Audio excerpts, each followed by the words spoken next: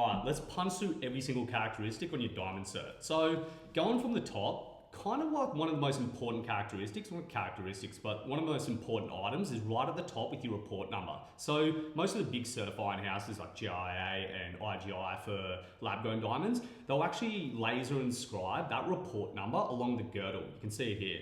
So from there, you then go down to shape and cutting style. This is, generally speaking, the thing that you're going to be looking at the most is just the shape. So it's like emerald cut. Then you'll also go into the cutting style. So it'll be like brilliant oval. Then you also have your like modified ovals where they'll be adding more facets, or it'll be, the proportions will be slightly off. That can also affect your bow tie and like ovals and marquees. So it's good to check if it's been a modified oval or modified marquees.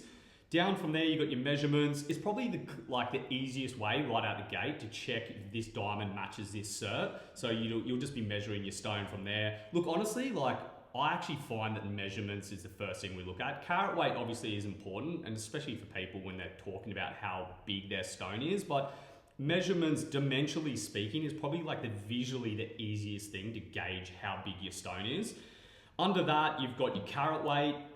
Carat weights, I feel like, it's a little bit misunderstood. I think people think it's like a density meter or something, but it's literally just a unit of measure. It's like, it's 5 carats to 1 gram.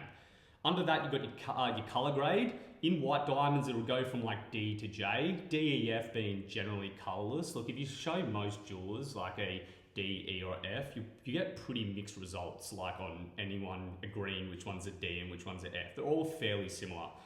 Under that, you've got clarity grade. That goes from included all the way up to internally flawless. So you've got included, slightly included, very slightly included, very, very slightly included. I swear they just like ran out of adverbs and they were at very slightly included and flawless, and they needed another step, and they're like, I don't know, very, very included, or very, very slightly included. Yeah, anyway. Next up, you've got your cut grade. So you've got your polish and symmetry. I've said this before, but cut is definitely the one characteristic that I don't think you should substitute quality on. It's going to give you the most optimal return on brilliance and sparkle. Even to an untrained eye, it's going to be the component that is visually the easiest to tell if it's a nice stone. Like clarity, of course, is important, but look, most untrained eyes are really not going to be able to pick up on internal occlusions as easily as like a well-cut stone. So you want to keep this at excellent and at the very least very good. Then over to the middle section, you've got your portions. One thing that I always look for in proportions is the girdle thickness. So I just hate anything that's even close to slightly thick. I always like to just keep around medium. When you come down thinner, you can you open yourself up to potentially fracturing or chipping the girdle. So I like to stick around medium. When it gets thick, the main issue with like a thick girdle is you're still paying for the carat weight, and it will dimensionally look a lot smaller. So like they've pulled it in, you've got a thick girdle, so the dimensions will be quite small, but you're still paying for that carat weight, and it just looks gross. Like I just think a thick girdle sucks. I tell you what though, thick girdle would actually be a sick pro wrestler name, eh?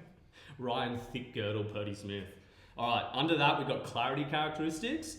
So here, it's another way to identify that your diamond is exactly the diamond on the cert. The reason why is it'll mark exactly where those inclusions are, and then under magnification, you can map on the stone that they directly align with the inclusions on the map here. So an important part of this clarity characteristics section is you can look at where the little red dots or lines are, and you kind of want to position them more under facets, because the facets, like the brilliance and sparkle from the facets, will kind of like disguise the inclusion. So if they're smack bang in the middle of the table and it's say like a slightly included stone, like more included, you're going to be able to see it or recognize it far more than if it was closer to the girdle and like hidden under those facets. So that's something I'd look at in that section. Then over to the right, it just kind of defines what everything I've just said then is.